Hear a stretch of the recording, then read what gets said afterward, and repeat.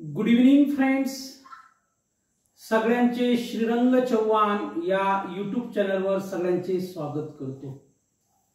आज पुन्हा आपल्या सर्वांसाठी एक नवीन संकल्पना गणिताची घेऊन आलेलो आहे. ती संकल्पना म्हणजे अपूर्णांकांच्या लसावी काढणे.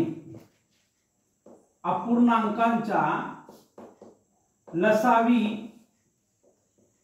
आणि अपूर्णांकांच्या मसावी या दोन संकल्पना आजच्या व्हिडिओमध्ये आपण बघणार आहोत. म्हणजे गणिताच्या स्वरूपात आपल्याला जर अपूर्णांकांच्या लसावी काढा असं सांगितलं असेल तर त्यासाठी लसावी कसा काढावा, आपल्याला जर सांगितलं असेल अपूर्णांकांच्या मसावी काढावा तर तो मसावी कसा काढावा, या दोन संकल्पना आपण बघणार आहोत. त्यापूर्वी अपूर्णांक म्हणजे काय हे समजून घेणं फार महत्त्वाचं आहे. कारण की जोपर्यंत आपल्याला अपूर्णांक म्हणजे काय समजणार नाही, ही संकल्पना जोपर्यंत आपल्याला स्पष्ट होणार नाही तोपर्यंत अपूर्णांकांच्या लसावी म्हणजे काय समजणार नाही, अपूर्णांकांच्या मसावी म्हणजे काय समजणार नाही. तर अपूर्णांक म्हणजे काय हे थोडक्यात आपल्याला सांगण्याचा प्रयत्न करतो. ज्या संख्या अंश आणि छेदाच्या स्वरूपात दिलेल्या असतात त्यांना अपूर्णांक म्हणतात. आता 2/5 त्याच्यानंतर 6/10. आता मी काय म्हटलं की ज्या संख्या अंश आणि छेदाच्या स्वरूपात दिलेल्या असतात त्या संख्यांना अपूर्णांक म्हणतात. मग आता या संख्येला कसं वाचायचं, 2/5 या संख्येला कसं वाचायचं, 6/10. मग आता ही जी दोन संख्या आहे ही आहे अंश, काय आहे अंश, आणि ही जी काही 5 संख्या आहे ही आहे छेद, बरोबर. त्याचप्रमाणे दुसऱ्या उदाहरणामध्ये 6 हा अंश आहे आणि 10 हा छेद आहे. मग मी तुम्हाला काय म्हटलं की ज्या संख्या अंश आणि छेदाच्या स्वरूपात दिलेल्या असतात किंवा अंश आणि छेदाच्या स्वरूपात मांडलेल्या असतात त्यांना अपूर्णांक असे म्हणतात. या अपूर्णांकालाच इंग्लिश मध्ये फ्रॅक्शन म्हणतात. काय म्हणतात, फ्रॅक्शन म्हणतात. फ्रॅक्शन म्हणजे अपूर्णांक. आणि अंशला इंग्रजीमध्ये न्यूमरेटर म्हणतात, न्यूमरेटर, राईट. आणि छेदाला म्हणतात डिनॉमिनेटर, डिनॉमिनेटर. मग यांची तुम्हाला इंग्रजी नाव का सांगतो आहे मी, की फक्त अपूर्णांकांच्या लसावी किंवा अपूर्णांकांच्या मसावी या दोघं कन्सेप्ट किंवा संकल्पना समजत असताना मराठी माध्यमात शिकणारे विद्यार्थी तर ही संकल्पना समजू शकतात, पण ज्या मुलांना इंग्रजी माध्यमातून गणित समजून घ्यायचं असेल की अंश म्हणजे काय, छेद म्हणजे काय, अपूर्ण म्हणजे काय, तर त्यांना त्याची इंग्रजी नावं माहित असली पाहिजे. हा त्यामागचा एकमेव उद्देश आहे. तर आपल्याला या आजच्या या संकल्पनेमध्ये किंवा टॉपिक्स मध्ये अपूर्णांकांच्या लसावी कसा काढतात, अपूर्णांकांच्या मसावी कसा काढतात हे शिकायचे आहे. त्यापूर्वी अपूर्णांक काय असतो ते मी तुम्हाला सांगितलेलं आहे. म्हणजे तुम्हाला अपूर्णांकांच्या लसावी व मसावी शिकत असताना कोणत्याही प्रकारची अडचण येणार नाही. तर बघा, आता आपण पहिल्यांदा अपूर्णांकांच्या लसावी कसा काढतात ते तुम्हाला सांगतो. त्याची काही उदाहरणं घेऊ आपण. आता एक गोष्ट लक्षात घ्या की जेव्हा आपल्याला अपूर्णांकांच्या लसावी काढायचं आहे तर अपूर्णांकांच्या लसावी काढण्यासाठी एक सूत्र आहे, त्याला फॉर्म्युला म्हणतात. इंग्लिश मध्ये त्याला काय म्हणतात, फॉर्म्युला म्हणतात. बघा,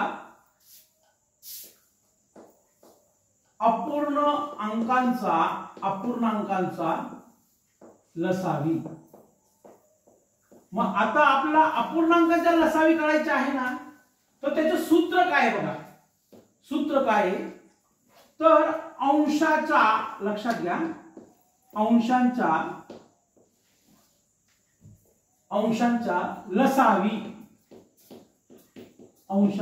लसावी आणि छेदाचा काय, मसावी. छेदाच्या मसावी.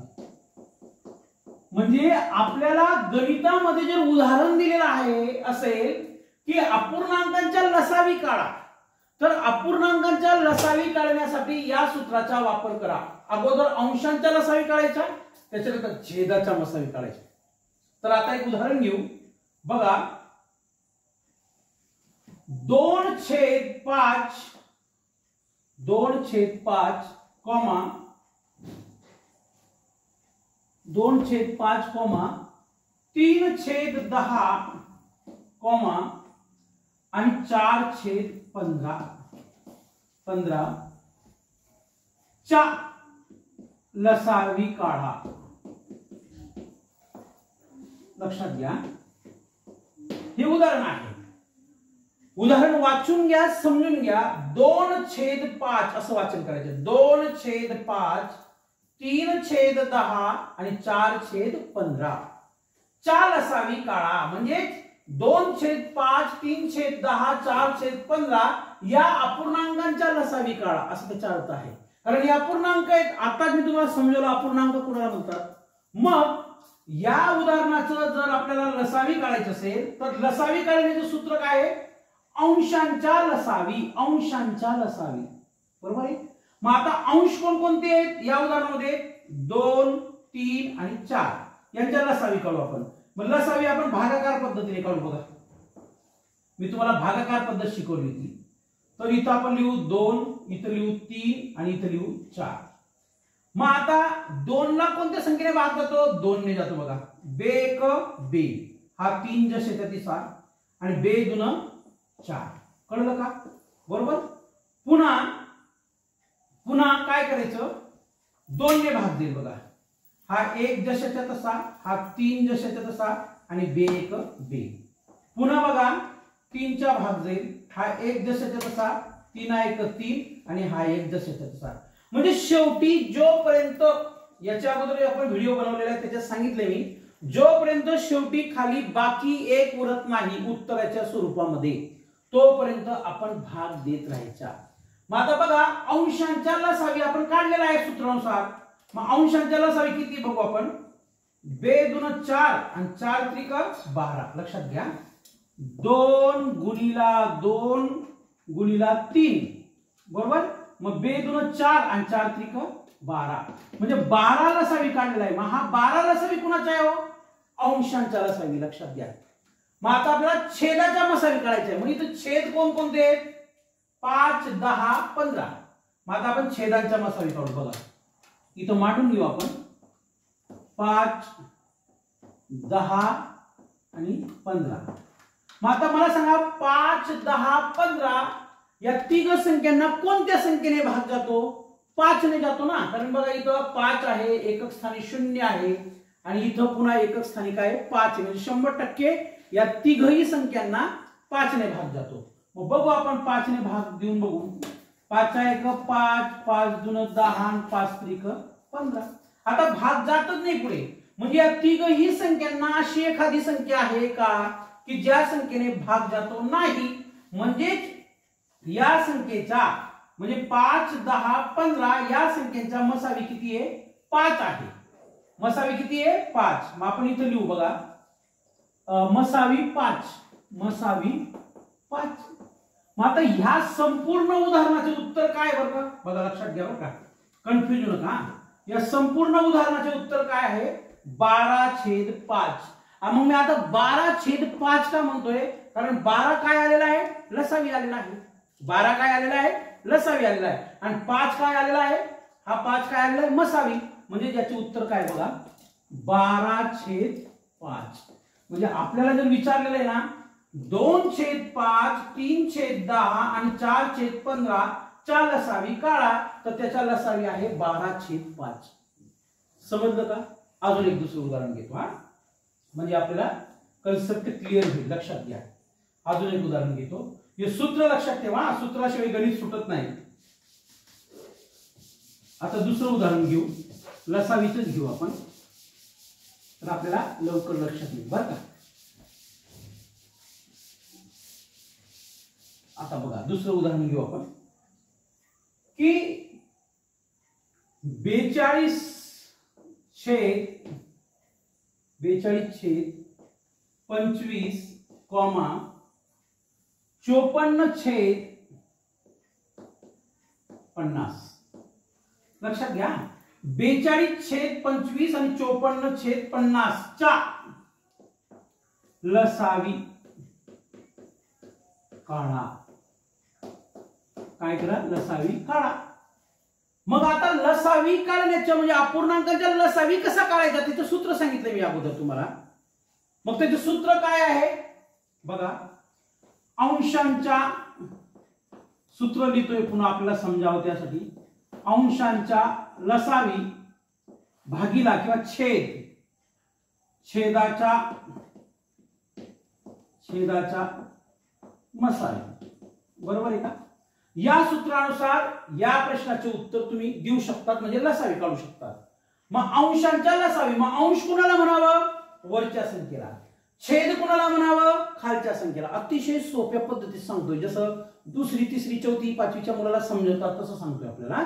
लक्षात घ्या, कन्फ्युज नका. मग अगोदर आपण काय करू? अंशांच्या लसावी काढू. मग लसावी काढण्यासाठी तुम्हाला माहिती आहे भागाकार पद्धत 54. मग आता 42 आणि 54 ला कोणत्या संख्येने भाग जाऊ शकतो? इथं एकक स्थानी 2 आहे, इथं एकक स्थानी 4 आहे. म्हणजे 100% 42 आणि 54 या संख्येला 2 ने भाग जाईल. बघा 2 दून 4, 2 1 2, 2 दून 4, 1 उरला 2 7 14. मग पुन्हा 21 आणि 27 या दोघही संख्यांना कोणत्या संख्येने भाग जाऊ शकतो? 3 ने भाग जाऊ शकतो. बघा मग इथं लिहिला 3, 3 7 21 आणि 3 9 27. पुन्हा या 9 ला कोणत्या संख्येने भाग जाऊ शकतो? 3 ने जाऊ शकतो. बघा हा 7 जशाच्या तसा 3 त्रिक 9. बरोबर आहे. पुन्हा काय करू आपण? या 7 ला भाग देऊ. 7 1 7 आणि या 3 जशाच्या तसा लिहू आपण. पुन्हा काय करू आपण? 3 ने भाग देऊ. हा 1 जशाच्या तसा लिहू. 3 1 3. कळलं का? आता बघा मग यांचा आपण काय करू? लसावी काढू. 2 त्रिक 6 sin त्रिक 18. इकडे बघा 2 त्रिक 6 sin त्रिक 18. 18 साते किती होतात? आपण इथं करून बघू. 18 साते 7 8 56 5 चला 7 1 7 7 आणि 5 12 126 आणि 126 त्रिक किती होतात मग बघू आता. 3 7 18 3 2 6 1 7 आणि 3 1 3 378. म्हणजे अंशांच्या लसावी किती आला? बरोबर 378. इथं लिहून टाकतो. अंशांच्या लसावी किती आहे? 378. आता आपल्याला छेदाच्या मसावी काढायचा आहे. आपल्याला काय करायचं आहे? छेदाच्या मसावी काढायचा आहे. मग छेदाच्या मसावी काढण्यासाठी काय करावं लागेल? भागाकार पद्धतीने. इकडे बघा, इकडे लिहितो तुम्हाला समजण्यासाठी. 25 आणि 50. आता 25 आणि 50 या दोघ संख्येला कोणत्या संख्येने भाग जाऊ शकतो? मसावी काढतोय आपण छेदांचा. आता 100% 5 या संख्येने भाग जाईल. बघा 5 5 25 आणि 5 10 50. बरोबर आहे. पुन्हा 5 1 5 5 2 10. मग नंतर या 1 आणि 2 ला अशा कोणत्याही संख्येने भाग जात नाही. म्हणजे 100% या छेदांच्या मसावी काय येईल? 5 5 25. मी तो लिहितो 25. लक्षात घ्या. म्हणजे आपला प्रश्न काय विचारलेला आहे की 42 छेद 25 आणि 54 छेद 50 च्या लसावी काढा. तर त्याचे उत्तर आहे, या प्रश्नाचे उत्तर आहे 378 छेद 25. 378 छेद 25 हे त्याचे उत्तर आहे. कळलं? या पद्धतीने आपण अपूर्णांकांच्या लसावी काढू शकतो. अजून काही उदाहरणं आपण घेऊ. आता मसावीची काही उदाहरणं घेऊ आपण. लक्षात घ्या, मी तुम्हाला अपूर्णांकांच्या लसावी कसा काढतात हे शिकवलं. आता अपूर्णांकांच्या मसावी कसा काढतात त्याची काही उदाहरणं घेऊ आपण. फक्त कन्फ्युज होऊ नका. व्हिडिओ पुन्हा पुन्हा बघा. व्हिडिओ पॉज करून बघा, जेणेकरून आपल्याला कोणत्याही प्रकारची अडचण येणार नाही. बरं का? लक्षात घ्या, कोणत्याही प्रकारची अडचण येणार नाही. आपण आरामाने शिकू शकतात.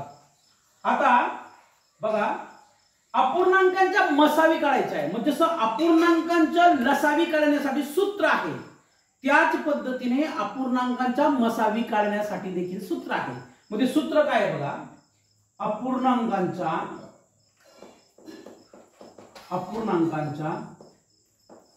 मसावी, अपूर्णांकांच्या मसावी. बरोबर. कसा काढतात बघा, त्याचे सूत्र सांगतो मी तुम्हाला. अंशांच्या मसावी भागीला किंवा छेदांच्या लसावी. म्हणजे लसावी काढण्यासाठी जे सूत्र असतं त्याच्या उलट हे सूत्र असतं, आणि मसावी काढण्याचे जे सूत्र असतं त्याच्या उलट लसावी काढण्याचे सूत्र असतं. एवढं लक्षात घ्या फक्त बस. हा, पहिल्या सूत्रामध्ये इथं लसावी होता, इथं मसावी येतात. आणि पहिल्या सूत्रामध्ये इथं काय होता, मसावी होता, इथं लसावी. बस इतकंच फरक आहे, बाकी काही नाही. मग याचे उदाहरण घेऊ. 1/2, 5/8. लक्षात घ्या. 1/2, 5/8 अपूर्णांकांच्या मसावी काढा. अपूर्णांकांच्या मसावी काढा. आता अपूर्णांक नाव लिहिलं नाही लिहिलं तरी चालतं, कारण का आपल्याला माहिती आहे संख्या अपूर्णांकात आहे. मग अपूर्णांकांच्या मसावी काढा. मग ह्या संख्यांच्या आपल्याला मसावी काढायच्या आहे, मग ह्या सूत्राचा वापर करावा लागेल. अगोदर आपण अंशांच्या मसावी काढू. मग अंश कोणते दो या उदाहरणामध्ये? 1 आणि 5. मग आता बघा 1 आणि 5, 1 आणि 5. मग आता या संख्येला कोणाला भाग जातो? 5 5. म्हणजेच यांच्या मसावी काय आला? मग मसावी आला बरोबर 5. लक्षात घ्या. बरोबर आहे ना, मसावी 5 आला. मग आता छेदांच्या लसावी. मग आता छेद कोणते? 2 आणि 8. मग यांचा बघू भागाकार पद्धतीने. मग आता 2 आणि 8 ला कोणत्या संख्येने भाग जातो? 2 ने भाग जातो. बे का बे, बे चौक 8. पुन्हा या 4 ला 2 ने भाग जातो. हा 1 जसा तसा, बे 2 4. पुन्हा या 2 ला 2 ने भाग जातो. हा 1 जसा तसा, बे 1 बे. म्हणजेच छेदाच्या लसावी काय आला? बे 2 4 आणि 4 2 8. म्हणजे 5/8. म्हणजे 1/2, 5/8 या अपूर्णांकांच्या मसावी काय आला? 5/8. काय आला? 5/8. हे लक्षात ठेवा. अजून दुसरं उदाहरण. फक्त सूत्र सोडायचं नाही. गणिताची एक विशेषता सांगतो तुम्हाला, लक्षात घ्या. गणिताचं कोणतेही चॅप्टर असो, कोणतेही प्रकरण असो, कोणतीही कन्सेप्ट असो, सूत्रामध्ये जर किमती व्यवस्थित टाकल्या तर आपला उत्तर काढायला त्रास होत नाही. म्हणजे उत्तर फटक्यात येतं, कारण आपल्याला त्या सूत्रामध्ये त्या संख्यांची काय करायची असते? मांडणी करायची असते. बरं का, लक्षात घ्या. अजून एक उदाहरण घेतो अपूर्णांकांच्या मसावीचं. सूत्र जशाच्या तसं राहू दे तुम्ही. हा, लक्षात घ्या. आता बघा दुसरं उदाहरण घेऊ मसावीच. आता एक थोडस आगळं वेगळं उदाहरण घेतो. हा, कन्फ्युज होऊ नका, मी सांगणार तुम्हाला. 4.1/2, 3.3/4 आणि त्याच्यात 7.1/2. आता याच्या अगोदर आपण लसावीची जी काही उदाहरणं पाहिली अपूर्णांकाची, त्याची मांडणी वेगळी होती. पण इथं थोड्या वेगळ्या संख्या दिलेल्या आहेत. म्हटलेलं आहे च्या मसावी काढा. च्या मसावी काढा. आता इथं हे कसं वाचायचं बघा. याला 4 जो आहे का, हा याला 4.1/2, 3.3/4, 7.1/2 अशी वाचन करायचं. अशी मांडणी केलेली आहे. अशा पद्धतीने वाचन करायचं. मग आता हे जे उदाहरण आहे 4.1/2, 3.3/4, 7.1/2 या अपूर्णांकांची मांडणी आपण साध्या अपूर्णांकात करू. मग तुम्ही म्हणणार यांना कोणत्या प्रकारचे अपूर्णांक म्हणतात? हे मिश्र अपूर्णांक आहेत. याला मिक्स फ्रॅक्शन म्हणतात इंग्लिशमध्ये. काय म्हणतात? Mix fraction. मिक्स फ्रॅक्शन म्हणतात त्याला. काय म्हणतात? Mix fraction. मग आता यांची मांडणी आपण साध्या अपूर्णांकात करून घेऊ. मग कशी करायची बघा. हा जो काही 2 एका छेदातला, हा 2 आणि 4 चा गुणाकार करायचा. बे चोक, इकडे लक्ष द्या बरं का, बे चोक 8 आणि 8 अधिक 1 किती झाले? 9. म्हणजेच काय? 9/2. हा छेद जशाच्या तसा घ्यायचा. काय केलं मी लक्षात घ्या. हा 2 आणि 4 चा गुणाकार केला. 4 2 8, आणि 8 अधिक 1 9 आणि 9/2 कळलं का? कॉमा याच्यावर तसंच करायचं. 4 त्रिक 12 आणि 12 3 15 15/4 समजतंय? लक्षात घ्या. पुन्हा 7 दून 14 14 ने 15 15/2 बरोबर आहे. मग आता या मिश्र अपूर्णांकांचे रूपांतर आपण कशात केलेलं आहे? साध्या अपूर्णांकात म्हणजे व्यवहारी अपूर्णांकात म्हणू आपण. मग आता या अपूर्णांकाच्या या सूत्रानुसार आपल्याला काय करायचं आहे? मसावी काढायची आहे. मग अगोदर अंशांच्या मसावी काढू. मग अंश काय आलेले आहेत आपल्याला? काय मिळालेले आहेत अंश? 9 15 आणि 15. मग आता बघा 9 15 आणि 15 बरोबर आहे का? इकडे लक्ष द्या बरं का.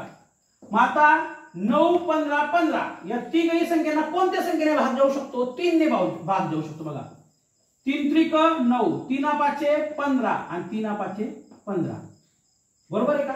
मग आता या तिघही संख्यांना कोणत्याही संख्येने भाग जात नाही. मग त्यासाठी यांच्या मसावी काय आला? अंशांच्या मसावी 3 आला. काय आला? 3. काय आला? 3 बरोबर आहे. त्याच्यानंतर आता आपण काय करू? छेदांच्या लसावी काढू. मग छेद काय आहेत? 2 4 2. मग बघा छेदांच्या मसावी काढू आपण. आपलं लसावी काढू. 2 त्याच्यानंतर 4 पुन्हा 2. मग यांना कोणत्या संख्येने भाग देतो? 2 ने. बेक बे बे 2 4 बेक बे. पुन्हा आपण 2 घेऊ. हा एक जशाच्या तसा बेक बे आणि हा एक जशाच्या तसा म्हणजे बे 2 4. म्हणजेच अंशांच्या मसावी जसा 3 आहे आलेला तसा छेदाचा लसावी 4 आहे. किती आहे? 4. म्हणजे ह्या प्रश्नाचं जे काही उत्तर आहे का तर ते 3/4 आहे. लक्षात आलं का तुम्हाला? तर अशा पद्धतीने आपण लसावी काढू शकतो आणि मसावी काढू शकतो. पुन्हा आपल्याला एकदा रिव्हिजन करून देतो की अपूर्णांकांच्या लसावी काढायची असेल तर सूत्र काय आहे? अंशांच्या लसावी छेदांच्या मसावी. आणि समजा मसावी काढायची असेल तर अंशांच्या मसावी छेदांच्या लसावी. या दोन सूत्रांचा वापर करून आपण अपूर्णांकांच्या लसावी कसा काढावा आणि अपूर्णांकांच्या मसावी कसा काढावा हे आपण समजू शकतो. जर आपला थोडंसं कन्फ्युजन होत असेल तर व्हिडिओ पॉज करून बघा, समजून घ्या आणि एकदा का अशा प्रकारच्या उदाहरणांचा आपला सराव झाला तर आपल्याला कोणत्याही प्रकारची अडचण येणार नाही. धन्यवाद. थँक्यू.